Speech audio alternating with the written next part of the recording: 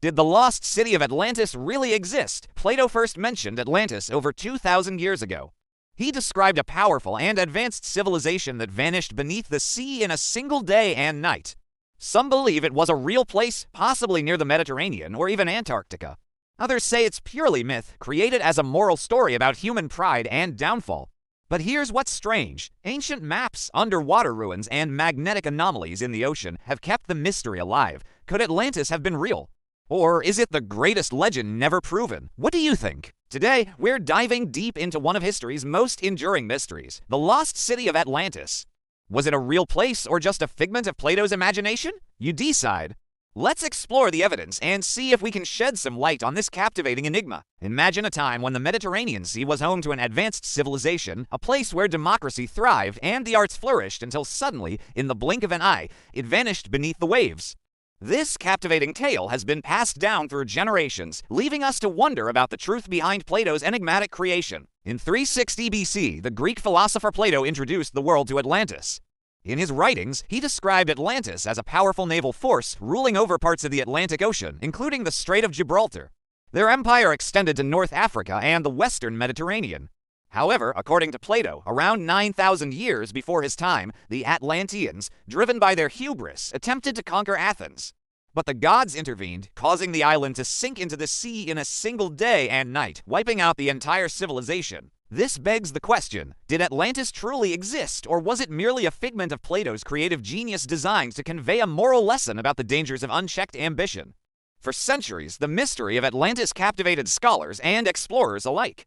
The idea of a lost civilization, once powerful and prosperous, suddenly swallowed by the sea sparked countless theories and debates. Some believe that Plato's description of Atlantis was based on actual historical events, while others dismissed it as a fanciful allegory. One prominent theory suggests that Atlantis was situated somewhere in the Mediterranean Sea. Proponents of this idea point to Plato's description of the Atlantic Ocean as a vast inland sea, which could be interpreted as the Mediterranean. They argue that the Strait of Gibraltar mentioned by Plato could refer to the Pillars of Hercules, a prominent landmark in the Mediterranean. Moreover, the supposed location of Atlantis near the Strait of Gibraltar aligns with other ancient accounts of an advanced civilization in the region. For instance, the Greek poet Pausanias mentions a powerful tribe known as the Elysians who inhabited an island near the Strait of Gibraltar. Could these accounts be referring to the same civilization described by Plato as the Atlanteans? Another intriguing theory proposes that Atlantis might have been located in the Black Sea near the Crimean Peninsula. This idea is supported by the presence of mysterious underwater structures in the Black Sea that resemble the architectural styles of ancient Greek and Roman civilizations. It's possible that these structures could be remnants of a lost civilization similar to the one described by Plato. Additionally, the Black Sea's strategic location between the Mediterranean and the North Sea would have made it an ideal naval base for an empire like Atlantis. However, despite these compelling theories, none can be considered definitive proof of Atlantis's existence. The lack of concrete evidence has allowed skepticism to persist, leading many to believe that Atlantis was nothing more than a product of Plato's imagination. In the absence of physical evidence, some have turned to pseudoscience to support their belief in Atlantis. One such example is the controversial theory proposed by Ignatius Donnelly in his book The Atlantis, the Antediluvian World, published in 1882. The book presents a speculative and highly debated theory that links Atlantis to ancient Egypt, Greece, India, China, and other civilizations. According to Donnelly, Atlantis was not a single island but encompassed a vast network of interconnected civilizations. He claimed that these civilizations shared common cultural traits and advanced technologies, which he attributed to a common origin point. However, Donaldson's theory lacks sufficient historical and scientific backing, making it widely rejected within the mainstream academic community. Others have explored the possibility that Atlantis could have been located in Antarctica. Proponents of this idea suggest that during the last ice age, much of Antarctica was exposed above sea level, creating a landmass that could have supported a civilization. They argue that Plato's description of Atlantis being surrounded by an impassable ring of mountains could be interpreted as a reference to the Antarctic Circle. However, there's no direct evidence to support the existence of a civilization in ancient Antarctica, and the idea remains highly speculative. The debate surrounding Atlantis continues to captivate researchers and enthusiasts alike. Some argue that the city's destruction was so sudden and catastrophic that there wouldn't have been any survivors to pass down the tale. They contend that the story served as a cautionary tale to early Athenians, emphasizing that the gods could easily bring their mighty empire crashing down if they became too ambitious. On the other hand, those who believe in the city's existence argue that Plato's description of its advanced infrastructure and sophisticated society indicates a real place. They point to his detailed account of temples, palaces, and public works as evidence of a genuine civilization. Adding another layer to this enigma are alleged ancient maps that seem to depict the location of Atlantis. One such map is the Piri Race Map, an 18th century nautical chart that includes portions of both Europe and Africa. Interestingly, a portion of the Atlantic Ocean is depicted as missing from the map, leading some to speculate that the blank space may represent the lost continent of Atlantis. Another map, known as the Lexis Codex, surfaced in the 1920s and is believed to date back to the 15th century. This map also shows a significant gap in the Atlantic Ocean, which some believe signifies the location of Atlantis. However, it's important to note that these maps are centuries apart and don't provide conclusive evidence of Atlantis' existence. Some researchers argue that Plato's Atlantis was not necessarily a physical place, but rather a symbolic representation of a utopian society that existed in his mind.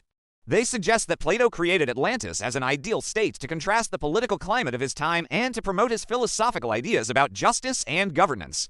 This interpretation views Atlantis as a literary device rather than a historical location, highlighting Plato's utopian ideals. To further complicate the mystery, there are claims of underwater ruins that could potentially be linked to Atlantis. These submerged structures, if they indeed hold any connection to Atlantis, would likely be difficult to explore due to their depth and the challenges associated with underwater archaeology. As technology advances, we may gain new insights into these underwater discoveries and better understand their potential significance. Adding another layer to the intrigue surrounding Atlantis is the discovery of magnetic anomalies in the ocean that some believe could be evidence of a lost civilization. These magnetic variations don't align with any known geological formations, suggesting a man-made cause. Some speculate that these anomalies may indicate the presence of buried structures or artifacts left behind by an ancient culture. While intriguing, it's essential to approach such discoveries with skepticism and allow for further scientific investigation. After all, when it comes to unraveling the secrets of history, it's crucial to separate fact from fiction and to rely on evidence-based reasoning rather than succumbing to unfounded beliefs. In conclusion, the mystery of Atlantis continues to captivate our imaginations, leaving us to ponder the existence of this elusive civilization. While Plato's description provides a tantalizing glimpse into a lost world, it's essential to approach this topic with a healthy dose of skepticism. There's currently no concrete evidence to confirm the existence of Atlantis beyond Plato's writings. Theories and speculations abound, but without tangible proof, we can't definitively say whether Atlantis was a real place or a figment of Plato's imagination.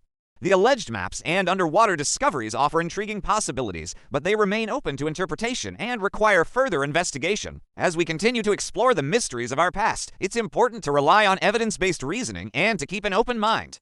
Perhaps one day new discoveries will shed more light on the enigma of Atlantis. Until then, it will continue to be one of history's greatest unsolved puzzles. What do you think? Do you believe the lost city of Atlantis really existed, or is it just a myth? Share your thoughts and join the ongoing debate. Your insights might help solve this mystery once and for all. Thanks for joining me today on this journey through history's greatest mysteries.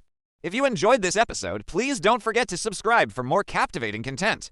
And be sure to check out our other videos that explore the unknown and the unexplained.